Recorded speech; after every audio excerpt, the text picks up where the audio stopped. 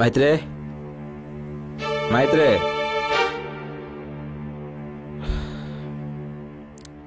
రాత్రి ఏం జరిగిందంటే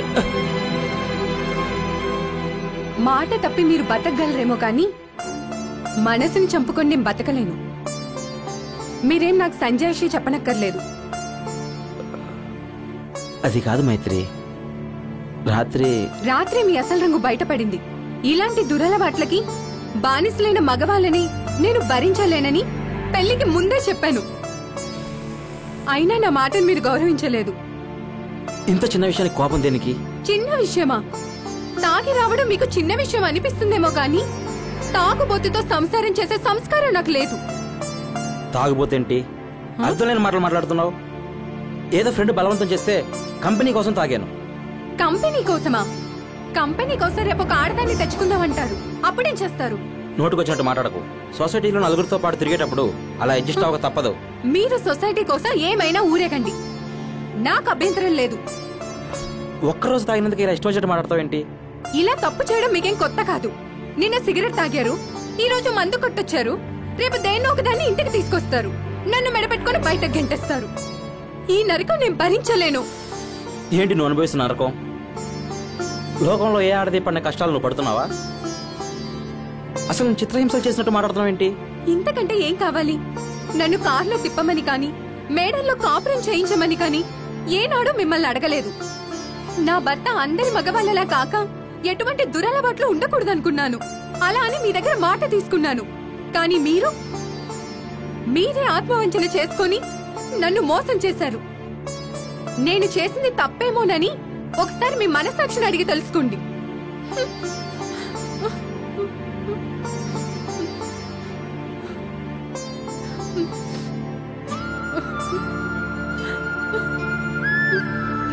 మైత్రి,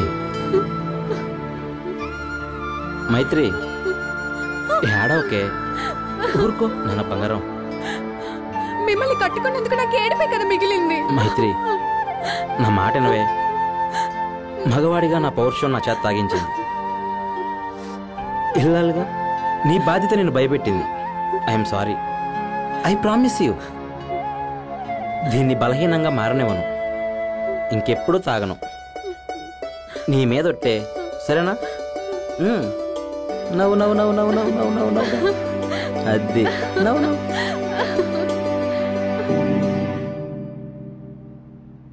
డాడీ డాడీ, నాకు ఉద్యోగం వచ్చింది. అలాగా? చాలా సంతోషం. ఎంత జీతం? నెలకి 20,000. ఉద్యోగం వచ్చింది కదా డాడీ, నేను పెళ్లి చేసుకుంటాను. ఇప్పుడే కదరా ఒక గుడ్ న్యూస్ చెప్పు. మనసుకు చాలా సంతోషం అనిపించింది. పెళ్లి అనే ఒక బ్యాడ్ న్యూస్ చెప్పి హార్ట్ అటాక్ వచ్చేలాగా చేసేవరా. రేయ్, 20,000 జీతం అని చెప్పావు. అట్లీస్ట్ ఒక 20 రోజులన్నా ఎంజాయ్ చేయాలొద్దా? ఏం మాట్లాడుతున్నావు డాడీ? పెళ్లి అనేది ఒక యోగం. ఎవడ్రా చెప్పింది? యోగం కాదురా, రోగం. ట్రీట్మెంటే లేని ఒక రోగం, దానికి మందే లేదురా. నో, నేను వినను. పెళ్లి చేసుకుంటాను, హాయిగా ఉంటాను. ఊరి పిచ్చివాడా, విధి అంత బలంగా ఉన్నప్పుడు నేనే కాదు ఆ దేవుడు కూడా మార్చలేడు. అవన్నీ నాకు అనవసరం. పెళ్లి చేసుకుంటాను, దట్స్ ఆల్. రేయ్, ఇప్పుడే కదరా నీకు ఉద్యోగం వచ్చింది. పొద్దుట 7 గంటలకు వెళ్ళి సాయంకాలం 7 గంటలకు వస్తావు. రిప్రెస్ అయ్యి 10 గంటలకు కానీ బెడ్రూమ్ లోపలికి వెళ్ళలేవు. వైఫ్ తో 1 గంట సేపు సంతోషంగా ఉంటావు. మళ్ళీ పొద్దునే లెగిసి 7 గంటలకు ఆఫీసుకు పోతావు. ఇలా 1 నెలలో 30 గంటలు మాత్రం సంతోషంగా ఉండగలవు నీ భార్యతో. ఇలా సంవత్సరంలో 15 రోజులు మాత్రమే సంతోషంగా ఉంటావు.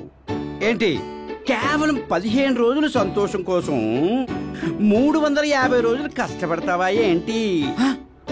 రేయ్, ఒక తెల్ల పేపర్ తీసుకుని అందులో ఒక నల్ల చుక్క పెడితే మీరు దాన్నే చూస్తారు, కానీ తెల్ల పేపర్ని పట్టించుకోర్రా. అబ్బాబ్బాబ్బా, ఎప్పుడు చూసినా ఆడవాళ్ళని తిట్టటమేనయ్యా మీ పని? పెళ్లిలో సంతోషం లేదంటే ఎలాగండి? ఓ నిత్య సంతోషిని. అవును, నిత్య సంతోషిని. ఎప్పుడైతే నిన్ను చేసుకున్నానో నిద్ర లేదు, సంతోషం లేదు. వీడు ఒక పసిపిల్లవాడు, మగవాడు. నోట్లో వేలు పెడితే చీకలేడు, కొరకలేడు. పెళ్లి చేసుకుని ఏం చేస్తాడు? నువ్వెప్పుడు ఇంతే. అరే అరే అరే అరే అరే అరే, మన వంశంలో మీసం మెలిసి మగవాడు ఎవడన్నా పుడతారనుకున్నాను, ఒక్కడూ లేడే. ఈడు కూడా అమ్మాయిలంటే పోతున్నాడే. ఎంతటి వీరుడైనా గాని ఆ, ఏదో ఒక రోజు ఆడదాని కొంగబట్టుకు తిరగాల్సిందే. ఆ. అవును, జాగ్రత్త. ఆడైనా మగైనా చివరికి పోవాల్సిన శ్మశానానికే. ఈడు మార్.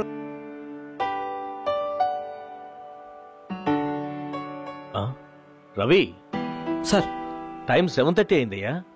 నువ్వు బయలుదేరు. ఇంకో హాఫ్ అన్ అవర్ వర్క్ ఉంది సార్. పర్వాలేదులే రవి, రేపు చూసుకోవచ్చు. Okay, thank you sir. ఇవాళ ఎలాగో బైక్ తేలేదు, కొంచెం ఎల్లిగా వెళ్తే బెటర్. ఏంటి, బైక్ తేలేదా? అవును సార్. నేను డ్రాప్ చేస్తాను పదా. ఇట్స్ ఓకే సార్, మీకెందుకు శ్రమ? No problem Ravi, come on let's go.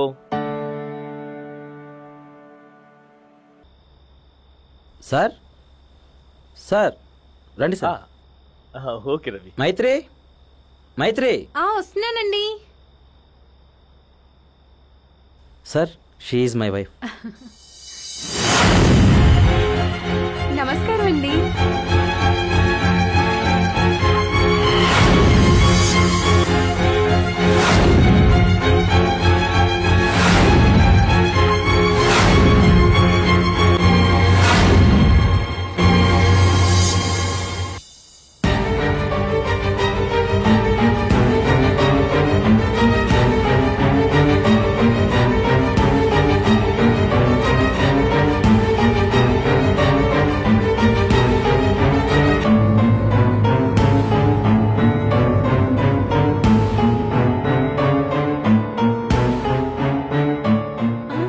అయ్యో రామచంద్ర, మీరేమనుకోకుండా కొంచెం మీ షూస్ బయట విడిచొస్తారా? మీరు కూడా.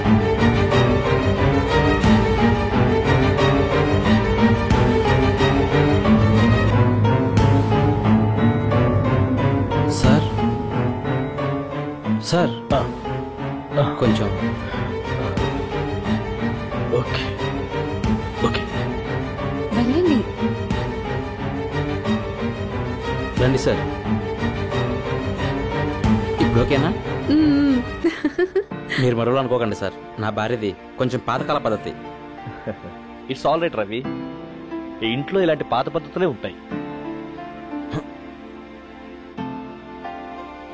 సార్, మీ ఇద్దరు మాట్లాడతానండి, నేను ఇప్పుడే వస్తాను. ఓకే. మీది ఏ ఊరు? విజయవాడ అండి. విజయవాడ? హా, అయ్యో రామచంద్ర, నేను పుట్టి పెరిగింది విజయవాడలోనే. అక్కడ మా బెజవాడ కనకదుర్గమ్మ ఆశీస్సులు మాకెప్పటికీ ఉంటాయి. తెలుసా అండి?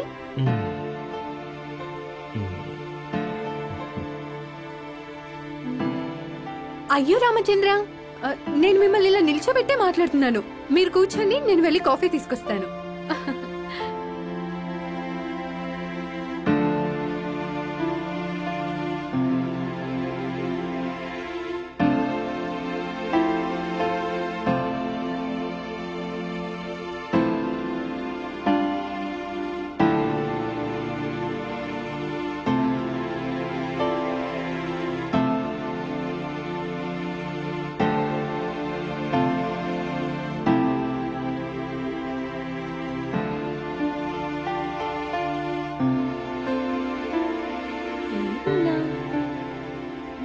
అయ్యో రామచంద్ర, మీ ఎండి గారేరి?